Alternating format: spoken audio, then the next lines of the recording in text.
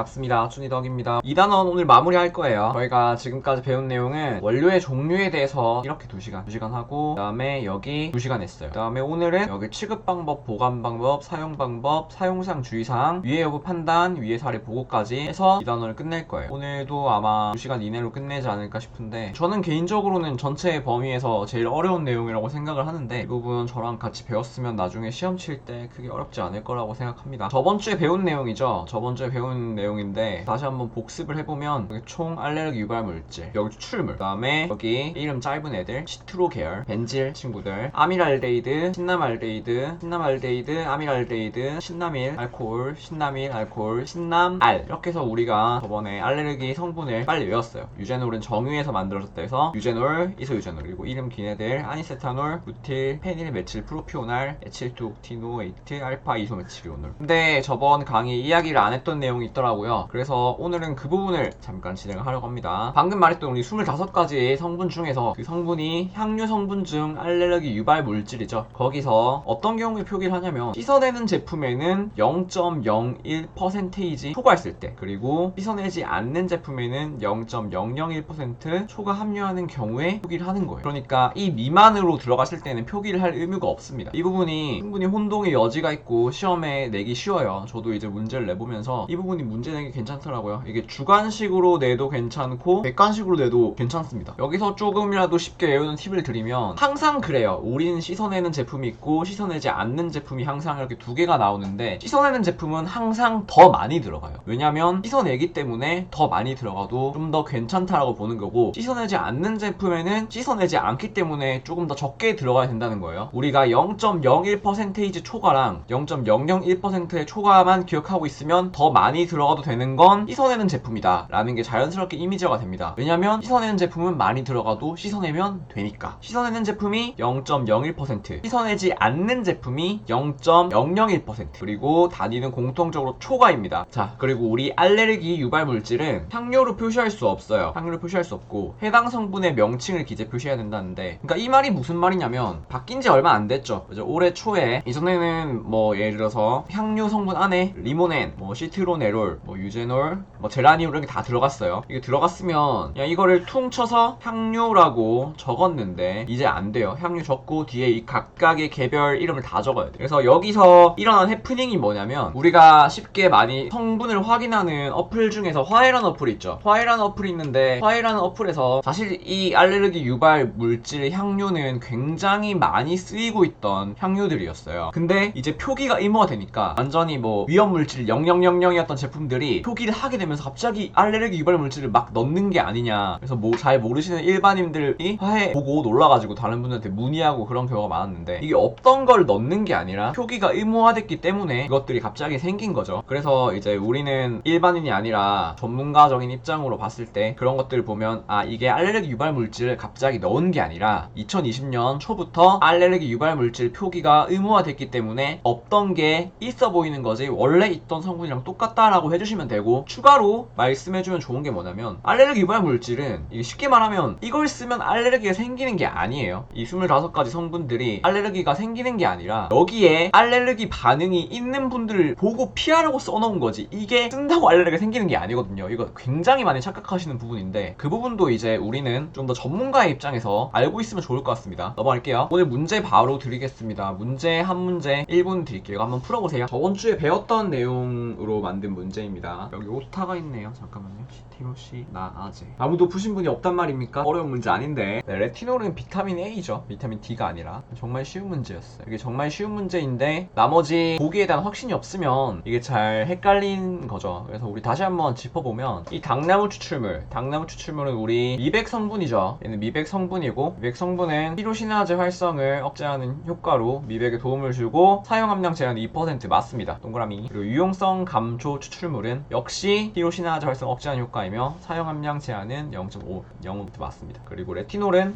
피부세포의 신진대사, 촉진, 콜라겐 합성. 여긴 맞아요. 사실 이거 신진대사를 촉진하고 콜라겐을 합성하기 때문에 주름 개선되는 겁니다. 왜냐면 결국에 쉽게 말하면 여기 피부 장벽 있고 여기 밑에 콜라겐이 받쳐주는데, 얘네가 많이 없으면 처지는 거예요.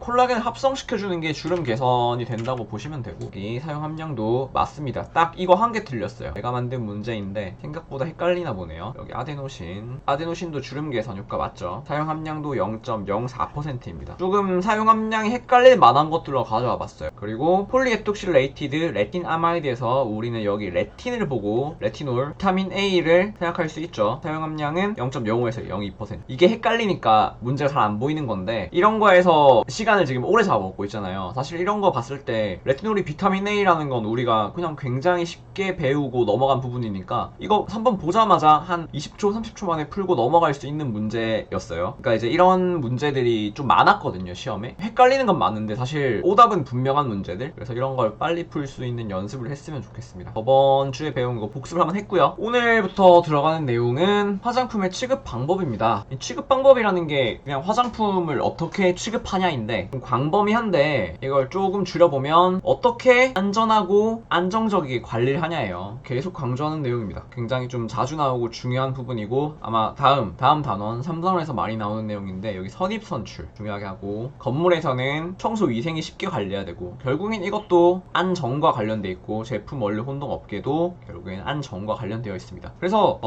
보기 같은 걸 보고 그런 내용을 다 외우지 않더라도 이게 안전에 대한 내용이다, 안전에 대한 내용이다, 이런 식으로 보다 보면 책이 두꺼울지라도 실상 크게 어려운 부분이 없어요. 그래서 그 부분을 한번 최대한 압축시켜 봤고요. 그래서 이 화장품 취급 방법에서 좀 그래도 우리가 알아야 되는 내용은 여기 안전용기 포장에 대한 부분인데, 예시 문제에서 기출이죠. 여기서 우리 아세톤 함유하는 거, 그리고 탄화수소 화합물 10% 이상 함유하는 거, 메틸살리실레이트 5% 이상 함유하는 액상 제품인 거, 요거를 좀 중요하게 봐줘야 된다는 말이죠. 이것도 내가 1회차 강의 때 한번 설명드렸었는데, 안전용기가 뭐예요? 우리 여러분들 네일 지우는 아세톤 봤을 때 여기 보통 이런 톤이 들어가 있죠. 여기를 눌러서 돌리는 제품이죠. 여기 눌러서 돌려서 여는 제품. 만 5세 미만의 아이들이 쉽게 열지 못해야 되는 거예요. 왜냐면 이거를 먹고 그러면 굉장히 위험하잖아요. 그러니까 애기들이 막 열지 못하게, 하지만 어른들은 열기 쉽게, 그렇게 만들어진 용기에 대한 말인데, 그러니까 여기 아세톤 함유하는 네일 리무버, 네일 리무버를 생각하시면 좋아요. 네일 리무버가 우리가 아세톤인 걸 쉽게 아니까 네일 리무버, 아세톤, 안전용기 이렇게 한 개 외웠고, 그 다음에 탄화수소 화합물 10% 이상 함유. 그 예시 문제에서 가로로 비어져 있던 부분은 여기 탄화수소예요. 탄화수소라고 하면 잘 와닿지 않는 분도 있을 거고, 공부를 하셨다면 이게 좀 와닿는 분도 있을 건데, 미네랄 오일, 페트롤 나트륨, 그런 이제 오일류가 떠오르시면 그래도 약간 좀 느낌적으로 잘 기억하신 건데, 여기 보시면 앞쪽에 어린이용 오일 등 개별 포장당 탄화수소 함물 10% 이상이라고 돼 있잖아요. 그러니까 쉽게 말하면 우리 존슨즈 베이비 로션 이렇게 동그랗게 살짝 이렇게 생긴 거 있죠. 미네랄 오일 돼 있는 거, 이런 액상 제품, 오일 제품 써보셨으면 알 거예요.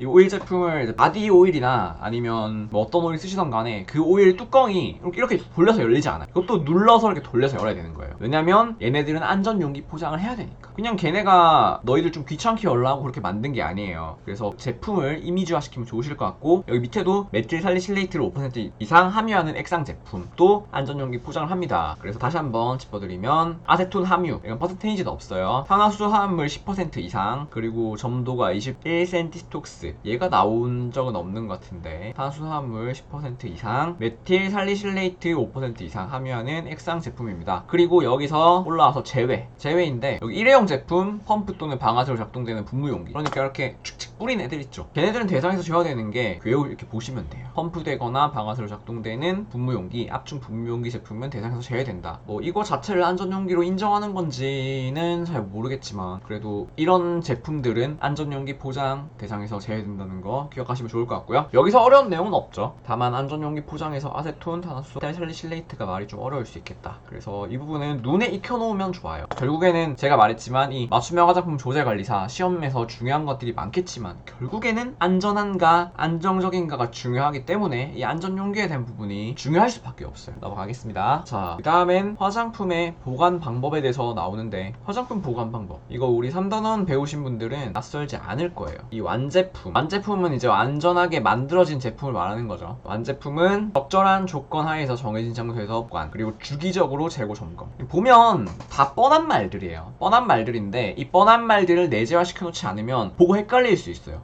얘네들 완제품인데 재고점검을 해야 되나? 완제품인데 굳이 품질 보증 책임자가 출고 승인한 것만 출고할 수 있나? 당연한 걸 당연하게 알 수 있어야 되는데 여기서 중요한 건 이걸 보고 안다고 완벽하게 아는 건 아니고요. 이걸 혼자서 쓸 수 있어야 돼요. 완제품은 주기적으로 재고 점검을 하고 그 다음에 품질 보증 책임자가 출고 승인한 것만 출고할 수 있고 선입 선출 방식으로 출고해야 되고 그런 것들 나중에 혼자서 책을 보고 줄 끊는 방식보다는 그냥 빈 백지에다가 적어보고 자기가 빠진 걸 한 번 더 체크하는 방법이 공부하기에는 훨씬 더 수월한 방법이니까 나중에 참고해서 한번 그렇게 공부해 보시고요. 여기서 제가 조금 중요하다고 생각하는 부분은 출고는 선입 선출 방식으로 해야 되는 건 다 알아요. 우리 선입 선출이 뭐예요? 선입 선출이라는 건 오늘 6월 1일이죠. 6월 1일부터 할게요. 6월 1일에 화장품이라고 칩시다. 얘가 하나 들어왔어요. 그림 너무 못 그린다. 죄송합니다. 평면적으로 할게요. 여기가 사람이 보는 시선이고 그리고 여기가 저장을 해요. 그리고 여기에 우리 6월 1일날 제품을 넣어놨어요. 그리고 다음날 6월 2일날 제품이 들어왔어요. 그리고 그 다음날 6월 3일날 제품이 들어왔어요. 그러니까 얘가 맨 앞에 있는 거예요. 이거는 후입 선출이죠. 그러니까 이 방식은 안 되는 거예요. 제대로 된 방법은 6월 2일께 들어오면 이게 들어오면 여기 6월 1일, 6월 2일 제품 이렇게 있어야 되고요. 그래야지 꺼낼 때 이건 먼저 나갈 수 있잖아요. 이게 선입 선출이죠. 그 다음에 6월 1일, 6월 2일 제품이 있는데 6월 3일 제품이 들어오면 여기서 6월 1일 제품, 6월 2일 제품, 6월 3일 제품 순으로 정렬을 해야 된다는 거예요. 이렇게 하루하루 입고되진 않겠지만 왜냐면 6월 1일날 만들어진 제품이 유통기한이 당연히 하루로 더 짧겠죠. 왜냐면 어차피 이렇게 동일한 곳에 놔뒀다는 거는 동일한 제품군일 가능성이 높아요. 동일군 제품이라면 유통기한이 똑같을 텐데 먼저 만들어진 게 당연히 먼저 유통기한이 끝나겠죠. 귀찮다고 여기 6월 2일 거 넣고 후입 선출 계속하면 여기 맨 뒤에 있는 애는 썩어서 못 쓰게 되겠죠. 그렇기 때문에 우리 선입 선출을 합니다. 선입 선출 방식으로 하는 건 당연한 일인데 여기서 헷갈리는 부분은 이거예요. 타당한 사유가 있는 경우에는 아니할 수 있음. 그러니까 이유가 있을 땐 선입 선출 안 해도 되는 거예요. 뭐 내가 확실하게 알고 있다 라거나 시스템상으로 확실하게 되어 있어서 문제가 없다거나 뭐 그런 경우가 있겠지만 보기로 나왔을 때 선입 선출 방식으로 해야 되는데 타당한 사유가 있는 경우에 아니할 수 있다라고 나왔으면 뭔가 헷갈려요. 굉장히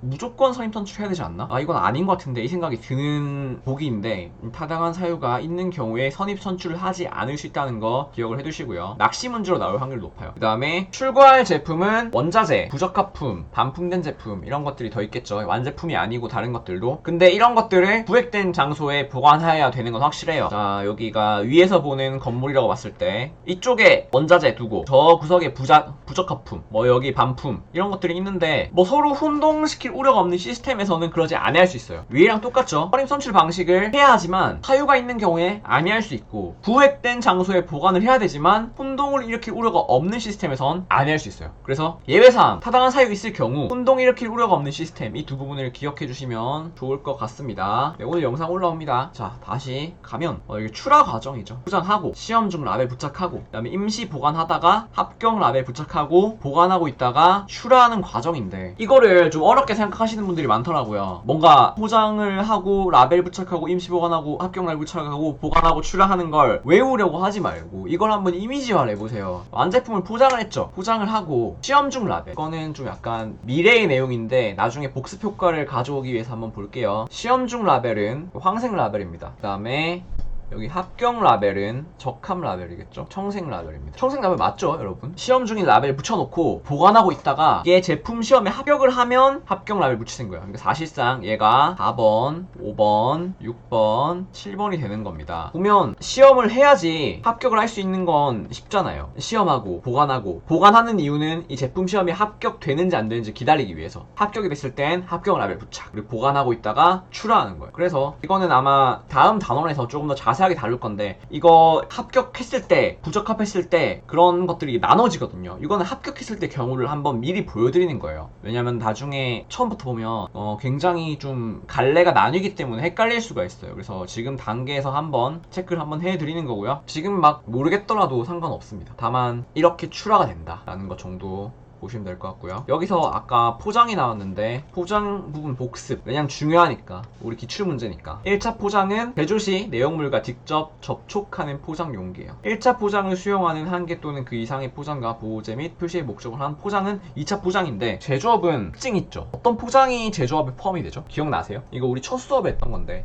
제조업은 어떤 거에 해당되는지 한번 적어보실래요? 이런 거 막상 적으려면 진짜 힘들걸요? 제조업이란 무엇인가? 그죠? 제조업, 화장품을 직접 제조하는 경우, 화장품을 위탁 제조하는 경우. 여기 포장인데 1차 포장에 하나는 거예요. 쉽죠? 이거 복습 잠깐 하려고 꺼냈습니다. 여기서 복습 겸 문제 하나 드릴게요. 문제 한번 풀어보세요. 5번. 그렇죠. 정답은